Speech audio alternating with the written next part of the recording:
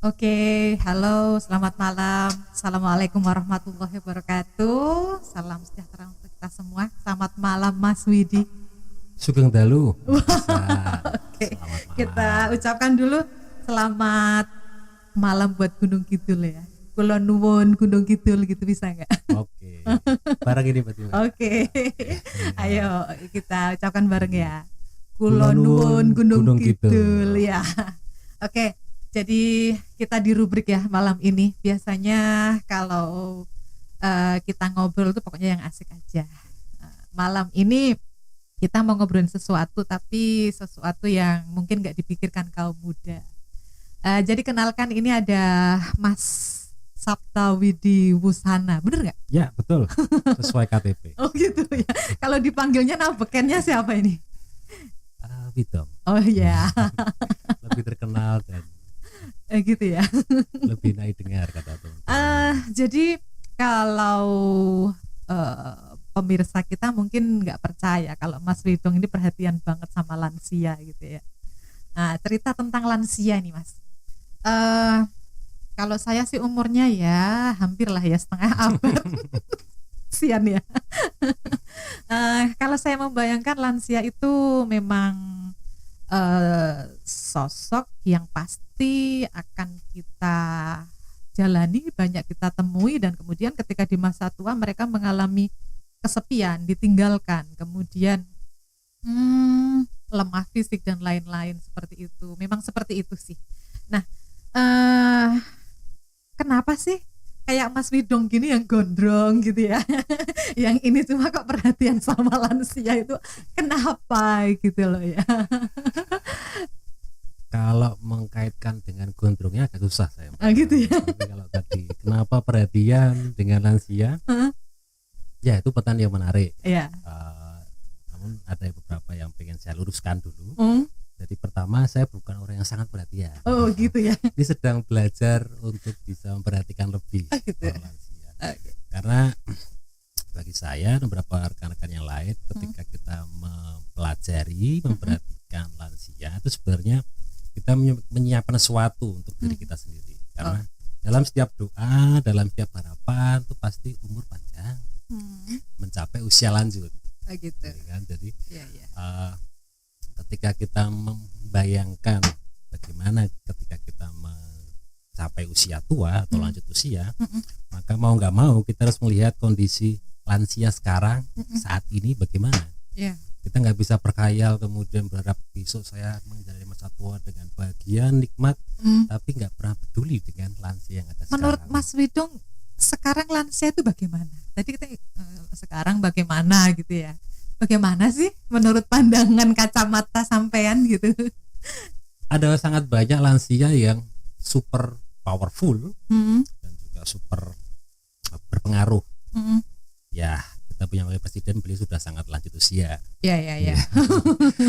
Kemudian kalau di Jogja, Kanjeng Sinuwun Sultan juga sudah sepuh lansia. Nah, ini beberapa pribadi yang luar biasa yang kemudian ketika sudah mencapai masa lanjut usia masih punya power dan pengaruh besar. Namun di sisi lain ada juga banyak, dan ini pasti jumlahnya lebih besar lagi, lansia yang kemudian seperti tertinggal. Dalam arti tertinggal bisa jadi sebab dulu belum sempat mengalami belajar seperti anak muda. Jadi mungkin sekolah kurang, pengetahuan kurang, atau istilah teman-teman kurang dolan, ya kan? Sehingga pengetahuannya kurang ketika ada di dunia sekarang, mereka juga kebingungan. Kayak tadi Mbak Tisan bilang, ini seperti ditinggalkan. Lansia yang seperti itu yang di mana nih? Kita sekarang ada di Gunung Kidul ya. Nah, tadi juga belum sempat tanya nih, Mas Sabto ini asal usulnya dari mana ini? Jangan-jangan dari planet lain bukan ya? Kalau dari tampang jelas bukan Eropa. Oh gitu. Jadi saya juga Gunung Kidul. Oke. Nah, kalau bicara Gunung Kidul, sebenarnya Gunung Kidul itu luar biasa. Kalau di aspek lansiaan tuh sangat banyak lansia tinggal di Gunung Kidul, dan para lansia ini usianya panjang-panjang. Kenapa ya itu ya kira-kira ya? Bisa mereka panjang umur gitu ya? Itu yang menarik. Karena, apa karena tiwulnya gitu kan? Atau walange Ulernya gitu. Ulernya. Nah di Gunung Kidul itu secara demografis itu lebih miskin dibanding banyak daerah lain. Kemudian banyak lansia yang juga dalam kategori miskin. Bahkan kategori yang sendiri hidupnya atau soliter. Tapi dalam banyak temuan saya dan teman-teman juga, temuan kami, bahwa ada banyak lansia yang kalau secara teoritik ya, itu miskin iya, pendidikan kurang iya, kemudian terpisah dari keluarga iya, namun beliau-beliau ini sampai sekarang masih tetap aktif, tetap ya cukup sehat. Ada yang jualan, bertani gitu ya. Kalau misalkan teman-teman itu katakanlah main ke pantai gitu kan, pantai Gunung Kidul, kalau kita balik sore jam 4 tuh kita banyak ketemu simbah-simbah putri Pekakong bawa kayu, kadang nggak bawa pakan juga gitu ya, bawa tenggok isinya itu macam-macam gitu. Sepengetahuan saya ketemu, kayaknya nggak ada yang di bawah 30 tahun usia. Semuanya 60-70 ke atas. Kira-kira kalau Mas Midong suruh kayak gitu mau nggak? Kan kecangkur rambut.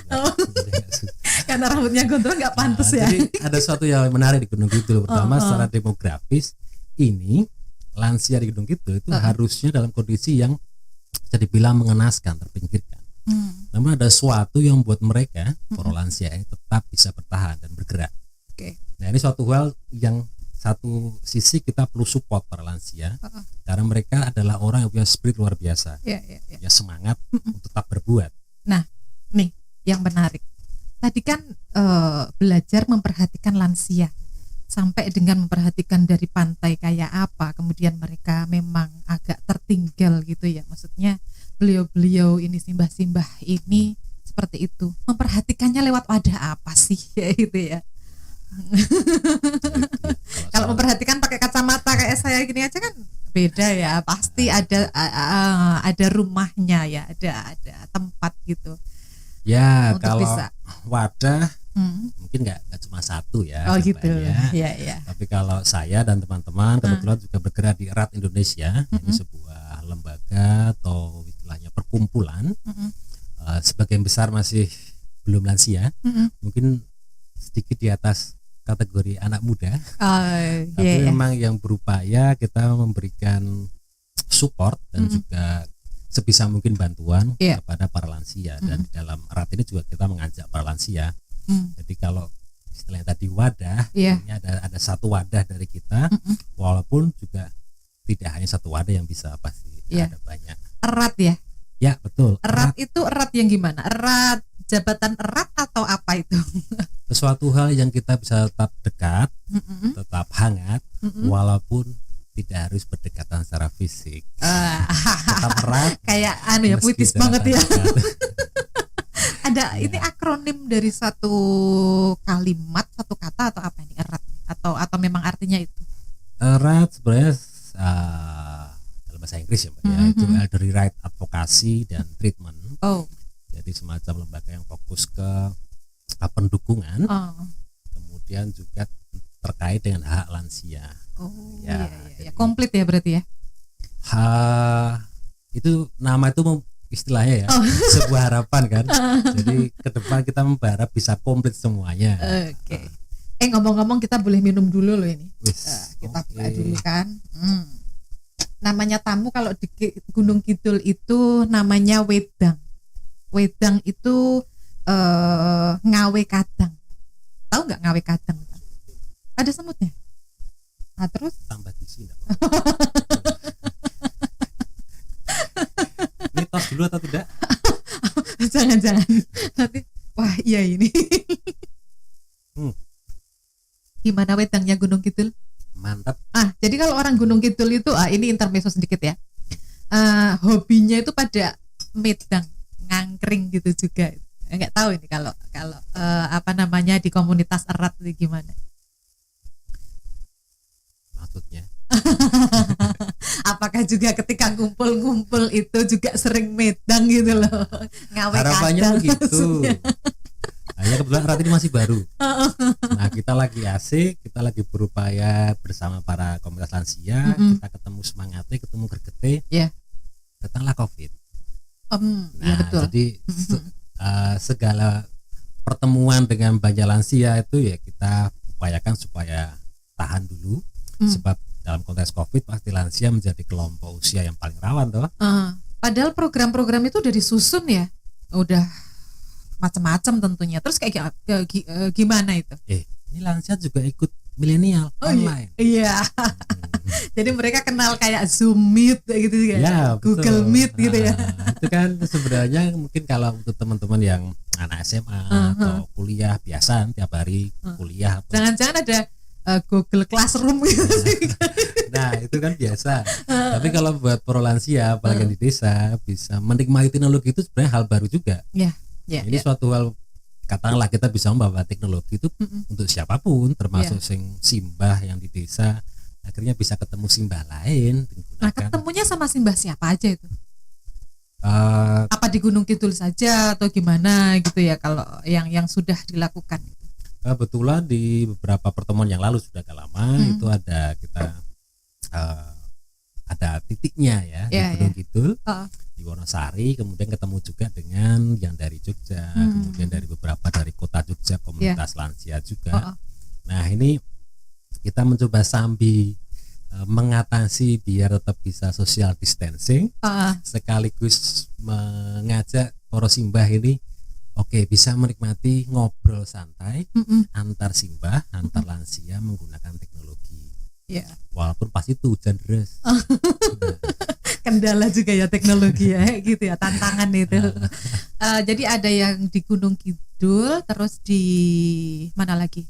Nah sampai sekarang kita masih mencoba merintis komunitas lansia, baiknya di Gunung Kidul, kemudian juga di kota Jogja. Satu itu di Gereja, kemudian satu di Rejowinangun, dan satu lagi satu kelompok lansia yang bagi kami sangat perlu diperhatikan adalah lansia waria. Lansia waria ya. Betul. Oke, ini jarang-jarang sekali memperhatikan yang seperti itu ya. Tapi sampai dengan lansia waria pun diperhatikan sama erat gitu ya. Luar biasa ini Mas Bidung nih ya. Ada teman-teman siapa lagi tuh di situ? Mungkin ada pemerhati lansia juga dari mana? Mungkin kalau simbah-simbah itu nanti ketemu juga selain dari yang mana tadi yang di Jogja, Gereja, Kota Gede, terus di mana ada lagi nggak? Sebenarnya harapannya meluas kemana-mana ya. Ada beberapa ya teman atau rekan lansia juga yang di Bantul, kemudian di luar DIY yang mereka juga tertarik, pengen juga kemudian ayo komunitas lansia tuh kayak apa toh? Kemudian ekspresi lansia tuh kayak apa? Lansia berdiskusi, lansia berkisah, itu menarik. Cuma sekali lagi kita tetap ada semangat yang kuat, tapi dalam situasi COVID ini ada was-was yang tinggi. Rentan ya. Jadi kita masih sangat pelan-pelan, sangat pelan-pelan. Lansia itu kalau untuk anak-anak muda, bahkan anak-anak kecil kadang ada juga sih yang merasa lansia itu, maaf ya ini ya, agak rewel gitu ya. Iya enggak sih, besok jangan-jangan saya juga kalau jadi lansia rewel gitu ya. Nah ketika seperti itu bagaimana, adakah perhatian dari erat gitu ya untuk bisa mendekatkan antara lansia dengan yang generasi-generasi yang di bawahnya, biar mereka itu mereka itu mau dampingi, mau peduli, kemudian di lingkungan keluarga itu juga mau bantu gitu. Ada nggak usaha-usaha begitu? Nah itu sangat bagus dari Mbak Tisan. Itu betul, itu yang sedang kita upayakan juga, karena mendorong lansia, menguatkan lansia itu sangat butuh peran anak muda. Dalam arti mulai dari dalam keluarga atau mungkin anak muda yang ada di komunitas, kan anak muda senang berkomunitas ya. Itu yang sesuatu yang sangat kita harapkan. Nah kalau di tingkatan ini kita memang sudah memulai mencoba kolaborasi anak muda pendukung lansia dalam pertama misalkan yang paling sederhana tentang pengetahuan dan kesadaran tentang lansia itu apa yang dibutuhkan. Karena satu hal yang paling sangat penting dalam konteks kelansiaan adalah kesediaan untuk mendengar. Tadi seperti saya bilang, Mbak Tisan bilang rewel, misalkan. Banyak cerita loh pasti loh. Nah itu kan rewel, kadang-kadang problemnya bukan bahwa si Simbah ini betul rewel atau si pendengarnya ini merasa dia terlalu nggak peduli, belum tentu, tapi mungkin ada gap komunikasi, ada pemahaman yang berbeda. Nah itu suatu hal yang sangat kita upayakan, dan harapan sih dari RAT di pertengahan tahun ini kita pengen mengajak anak muda menjadi relawan untuk mensupport lansia, terutama lansia-lansia yang punya kerentanan tinggi seperti yang soliter, yang hidup sendiri, ataupun yang terlantar dan sebagainya. Rentan dan soliter. Soliter itu tinggal sendiri di rumah. Beliau benar-benar nggak ada siapa-siapa gitu ya. Kemudian masih tetap kerja gitu ya. Atau iya benar ya? Ya, dan itu di Gunung Kidul banyak. Iya. Satu isi kalau kita melihat secara teoritis, mereka itu sebenarnya kondisinya mungkin bisa dibilang ini memprihatinkan. Tapi kalau kita dari sisi personal, ini para lansia beliau-beliau ini biarpun tertinggal sendiri, tapi tidak kehilangan semangat. Iya. Jadi yang tadi dilihat ya dari pantai itu mereka sore-sore itu bawa pakan, bawa kayu banyak gitu. Jadi bahwa mereka punya nilai itu yang bisa kita serap. Bagaimana bisa bertahan dalam situasi yang sangat sulit. Tapi juga mereka tentu butuh support kita juga untuk bisa tetap bertahan lebih lama lagi.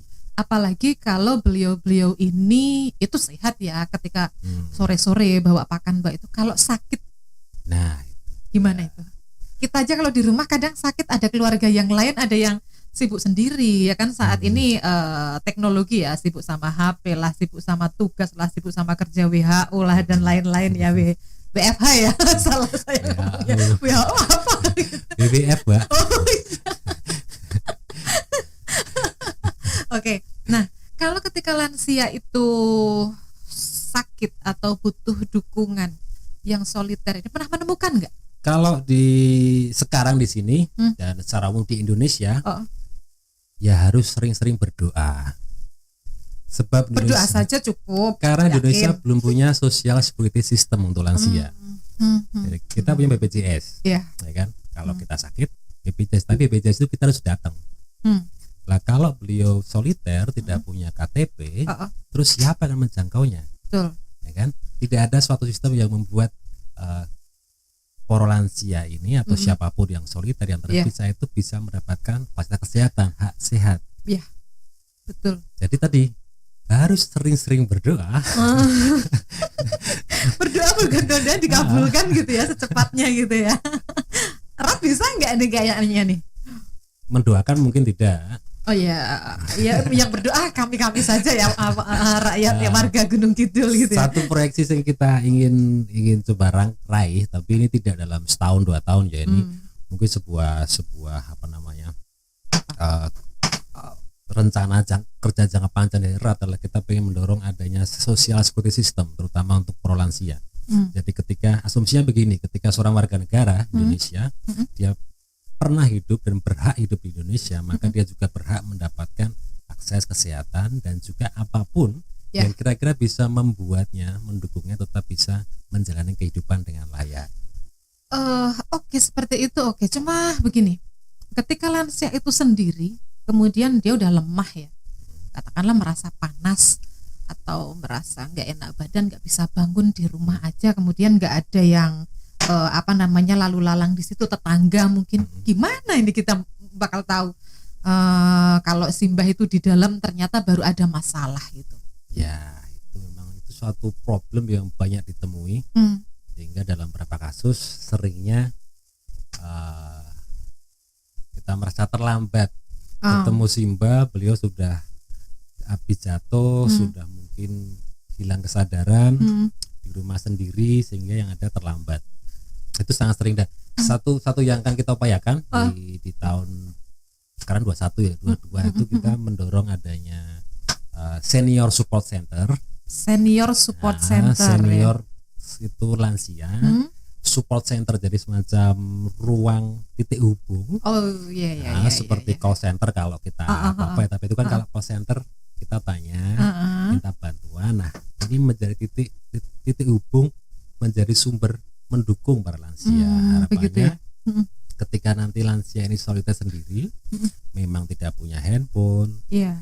Nah, melalui support sistem ini, melalui support center ini, kita bisa melakukan pemantauan dengan pola tertentu yang nanti akan disiapkan. Kira-kira bagaimana supaya kita bisa tahu bagaimana kondisi lansia yang sendiri ini. Saya sedikit ayem loh kalau seperti itu. Kan masih lama loh. Tapi bakalan sampai ke sana nanti kalau misalnya, aduh ini siapa ya besok yang nemani saya kalau tua gitu kan gitu. Kalau ada seperti itu kan setidaknya nanti tetangga saya bisa itu ya call center ya tadi ya. Iya. Ini Mbah Tisan ini lagi sakit, itu lagi sakit gigi. Belum kalau misalnya Mbah Tisan ngamuk, ya. Ini bagaimana mendamaikan Mbah Tisan? Oh iya ya. Kemarin sempat saya itu menemukan buku seperti ini. Ya, ini ada tulisannya erat loh ya. Ini apakah juga sama ini eratnya punya Mas Widong ini ya? Ini kalau coba dibalik Mbak. Ya, yang mana? Halaman belakang sih. Sama. Oh sama. Depannya kayak gini, jangan-jangan belakangnya kayak apa gitu ya. Ini gimana ceritanya buku ini? Itu buku kisah lansia. Jadi sebuah buku dari para lansia yang berkisah tentang proses kehidupannya, tentang apa yang penting bagi mereka. Di dalam itu ada tentang ruang bagi lansia. Yeah. Pasar tradisional itu mengambil ruang di Gunung Kidul ya. Bahwa bagaimana ternyata pasar itu bukan cuma soal dapat untung, tapi adalah ruang yang egaliter, setara. Oh, gitu ada ya. juga soal tentang lansia sendiri.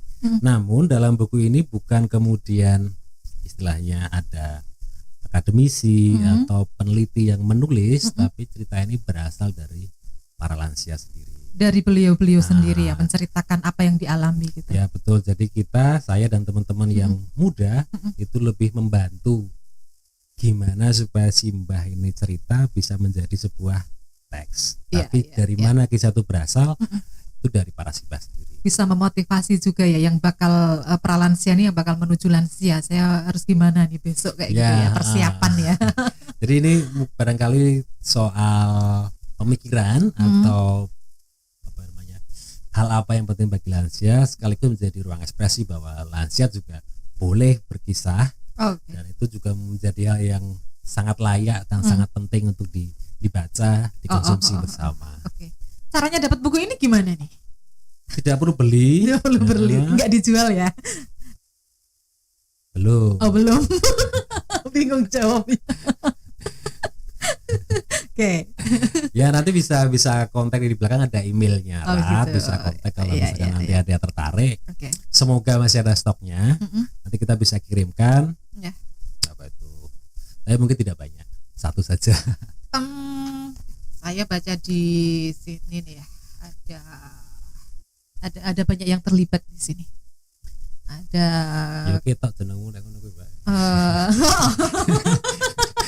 Enggak, maksudnya aku ikat. Aku maksudnya ngomong masalah. Lah yo kita.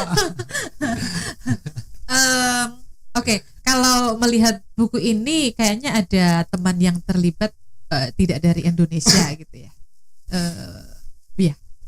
Ya ada, kebetulan satu rekan kita itu sedang terperangkap di negara lain. Di mana itu? Nah, di Belanda. Oh iya. Entah karena tidak ingin pulang atau tidak boleh pulang karena COVID.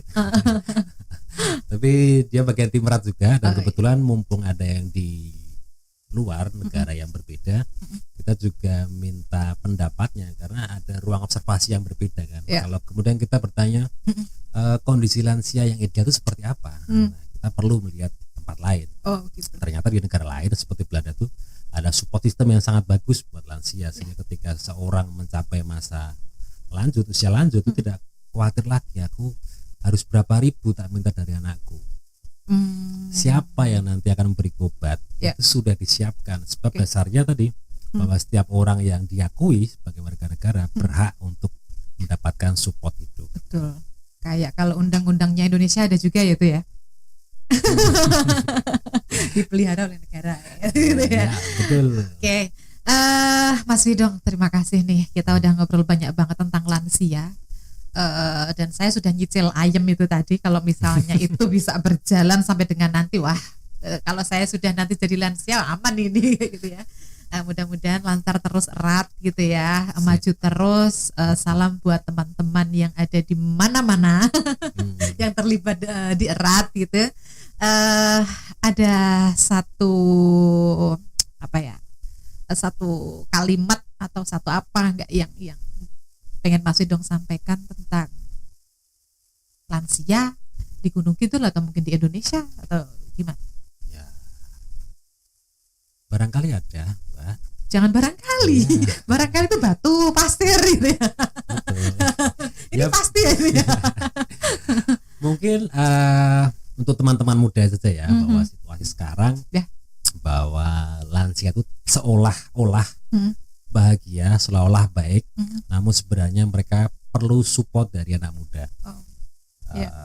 Menjalani masa lanjut usia itu tidak pernah mudah, dan salah satu cara yang paling bisa menguatkan para lansia untuk tetap mereka bisa tersenyum, bisa bahagia adalah ketika anak muda datang menyapa dan bersama. Lebih-lebih kalau saat COVID kayak gini bisa ikut menjaga mereka, bahkan mungkin ngantar vaksin gitu ya. Ya, untuk menghangatkan kembali hari yang mungkin sudah tidak terlalu ramai. Itu aja. Ya, oke. Terima kasih Mas Widong. Malam ini menarik sekali obrolan kita gitu ya. Oke, saya pengen selfie dulu nih. Wah. Tongsisnya mana, Mbak? Gak usah lah ya. Oke. Gimana salamnya lansia? Salam lansia gimana? Belum. Oke, besok nyusul. Oke. 1, 2. Oke. Terima kasih banget Mas Widong. Kita ketemu lagi mungkin di lain kesempatan ya. Ya, sama-sama. Mungkin kalau SSC sudah jalan kita ketemu lagi ngobrol gimana perkembangannya. Oke. Oke pemirsa, kita udahin dulu ngobrolnya dengan Erat Indonesia sama Mas Sapta Widiwusana atau Mas Widong. Dan teman-teman Erat, sampai ketemu lagi. Assalamualaikum. Salam.